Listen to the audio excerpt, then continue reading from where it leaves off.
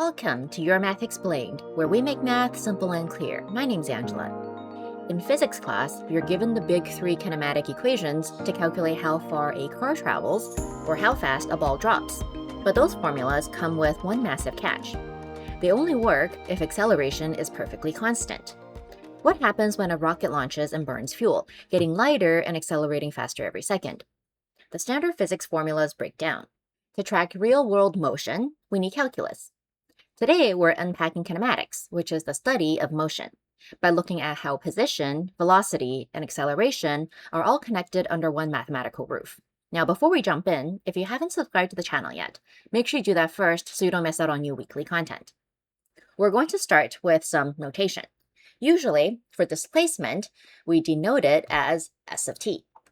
Now, the derivative of displacement is v of t, which is velocity. And the derivative of velocity is acceleration, which is also the second derivative of displacement. So now if a particle moves along a horizontal line, so that the position at any time t is given by this equation here, first we want to find the velocity of the particle at time t. And we know that the velocity is going to be the derivative of displacement. So all we need to do is take the derivative of that expression above. And so we get that is equal to 3t squared minus 12t plus 9. So this is going to give us the velocity of the particle at any given time. Now part B is asking us, when is the particle moving to the left? So in other words, if you think about a number line, going to the right is the positive direction and going to the left is the negative direction. And we go in the negative direction when the velocity is negative.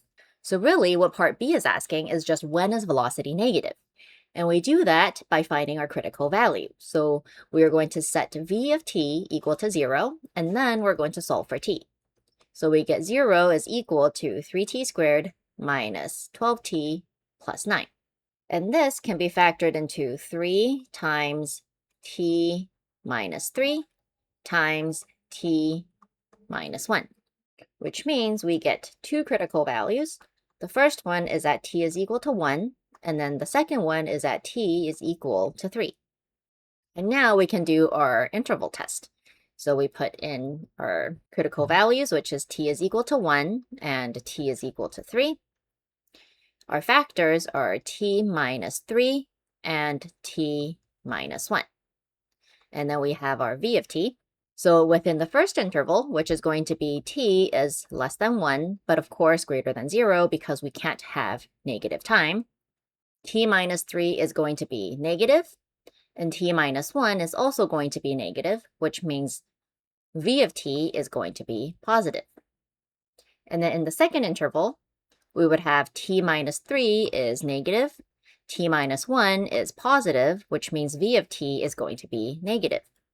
And then finally, in the last interval, which is t is greater than 3, we would have positive and positive, which means v of t is again positive. So therefore, the particle is moving left on the interval 1 to 3. For our next question, we're going to look at an AP-style problem that gives us the equation for the particle's velocity. Part A, we're asked to find the acceleration of the particle at t is equal to 1. So acceleration, that is going to be the derivative of velocity. So a of t is going to be equal to v prime of t, and that is going to be equal to e to the power of 2t. And then chain rule says that we need to multiply this by 2, so we're going to put that in the front. And then we have minus 4.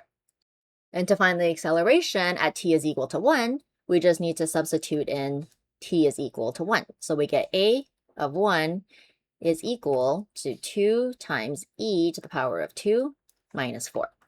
And this is roughly equal to 10.78. Now part B is asking if the particle is speeding up or slowing down at t is equal to 1. So the tricky part here is the wording. So the word that they're using is speeding up or slowing down. So now velocity has a direction, but speed doesn't. And there are two ways for a particle to be speeding up. Number one is imagine the particle is moving in the positive direction, so meaning it's going to the right. If it's speeding up, then that means the acceleration is going to be positive, so that it is going to be traveling right at a faster and faster speed, which means we would need our velocity to be positive, and we would need our acceleration to be positive. But the particle could be traveling in the negative direction. So if it's going backwards, then that means our velocity here is going to be negative.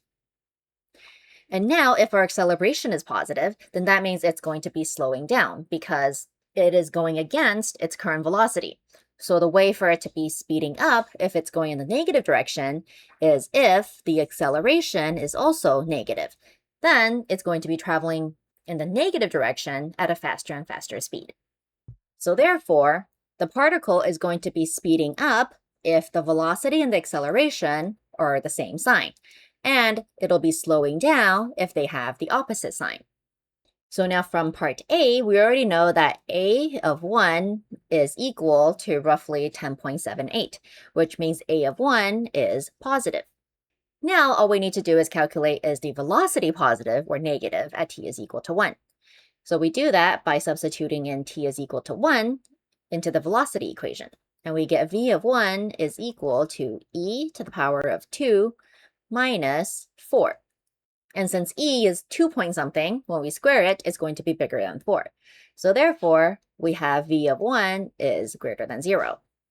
So now because acceleration and velocity have the same sign at t is equal to 1, we can conclude that the particle is speeding up at t is equal to 1. For a third example, we're given the equation for acceleration. And then we're given some initial values. And we're asked to find the position function. So acceleration is the derivative of velocity, which means for us to find velocity, it is going to be the antiderivative of acceleration. So velocity is going to be equal to, now the antiderivative of sine is negative cosine. So the negatives will cancel out and we get 4 times cosine of 2t. And then from the last video, we know that because our inside function here is a linear function, we need to divide this antiderivative by the derivative of this inside function, which is 2. And then we add our constant c. So now we can use the fact that at time 0, the arm has an initial velocity of 3 meters per second to calculate our c. We get v of 0 is equal to 3, which is equal to 2 times cos 0 plus c. Now cos 0 is equal to 1, so then we end up with c is equal to 1. So our particular solution for our velocity function is going to be v of t is equal to 2 times cos 2t plus 1. And now the next step is to find the equation for the displacement function. Now displacement is the antiderivative of velocity, so that means we get s of t is equal to, and the antiderivative of cosine is sine. So we get 2 times sine of 2t, and then we need to divide this by the derivative of our inside function. So we divide this by 2, plus antiderivative of 1 is just t, and then we add our constant d. And now we're going to use the initial displacement of 2 meters at time is equal to 0 to help us calculate our d. So that means we get s of 0 is equal to sine of 0 plus 0 plus d. And s of 0 is equal to 2, so we get 2 is equal to d. So therefore, our final answer here is going to be s of t is equal to sine of 2t plus t plus 2. And now let's do a quick recap of what we covered in this video. We went through our motion hierarchy, which is displacement, velocity, and acceleration. We saw that going from displacement to velocity to acceleration requires differentiation, and going the other way is going to require us to find the antiderivative. Now, displacement and velocity have a sign attached to it, so meaning if an object is moving left or down, then the velocity is negative. But distance and speed don't have a sign. So if you're asked when is something speeding up, it could be either moving in the positive direction with a positive velocity and a positive acceleration, or moving in the negative direction with a negative velocity and a negative acceleration. And lastly, it's important to never ignore the constant. When you take your antiderivative, always make sure you have that. And then you use your initial condition data to calculate what that constant is. And now it is your turn to give this a try. Can you find the solution to the problem on the screen here? Make sure to leave your answer in the comments below and let us know what other calculus topics you'd like to see in the future. That's it for this video. If you found it helpful, remember to hit that like and subscribe. And if there's a topic you'd like us to cover, make sure to drop it in the comments.